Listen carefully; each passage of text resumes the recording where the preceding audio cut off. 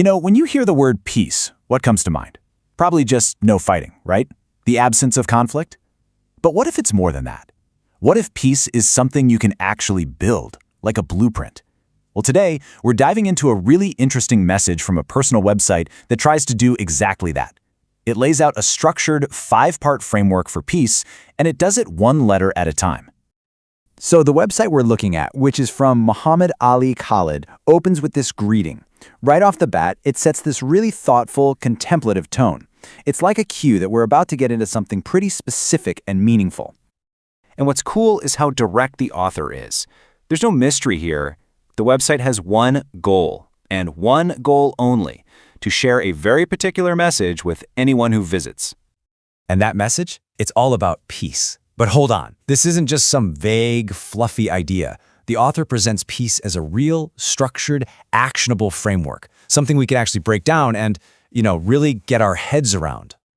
So, how do they do this? Well, the whole framework is built around the word itself. Peace is actually an acronym. Let's go ahead and break it down, letter by letter, and see what this thing is really made of. All right, first up, we've got the letter P. And P is for prosperity. Now this is interesting, right? Because right away, the author is making a huge point. Peace isn't just some abstract concept floating in the air. Nope. It's rooted in something tangible, in well-being, in success. It's like the practical, foundational block you have to lay down first. Okay, moving on to the first E, which stands for equality. And the idea here is pretty straightforward but so important. You can't have real, lasting peace without a level playing field. It just doesn't work. It needs everyone to have equal status, equal rights, and equal opportunities. After equality, we get to the letter A. And A is for acceptance. Now, the author makes a really key distinction here. This isn't just about tolerating other people's differences. It's about actively embracing them as valid. It's a huge shift, right? From just putting up with something to actually acknowledging and respecting it. Now we're at the heart of the acronym, the letter C, for compassion. This is where that vital emotional piece comes in. The idea that for peace to exist, we need to have a real, genuine concern for what other people are going through. It's all about that fundamental human connection.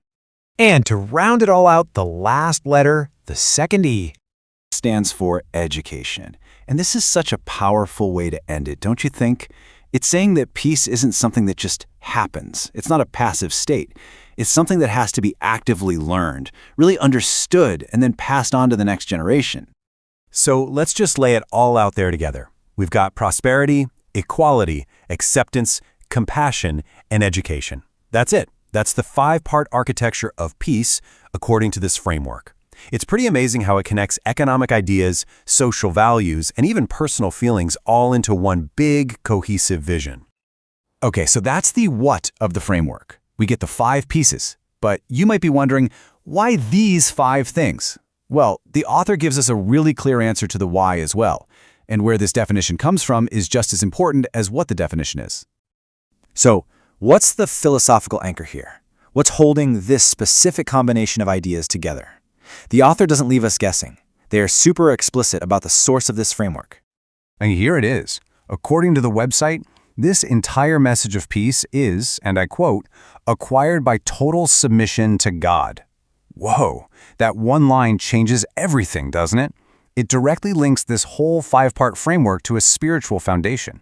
This isn't just a secular philosophy. It's presented as a direct outcome of faith. But wait, there's more. The framework doesn't just stop with a definition and a foundation. It actually includes a how-to guide, a methodology. So, how are you supposed to share this message? Well, the author gives us some pretty clear instructions for that too. To explain how to share this message, the author points us directly to a quote from the Quran. And just listen to the language here. The instruction is to invite people, not to force them. The whole method is based on wisdom, beautiful preaching, and thoughtful discussion. It's about persuasion, not compulsion. So when you step back and look at it, it's pretty incredible. We've seen how one single word, peace, can be completely taken apart and then rebuilt into this very specific, very actionable framework. So just to quickly recap the whole thing, the message really has 3 main parts, right? First, you've got the definition itself, the PEACE acronym. Then there's the foundation, which is submission to God. And finally, you have the method for sharing it, through wisdom and beautiful invitation.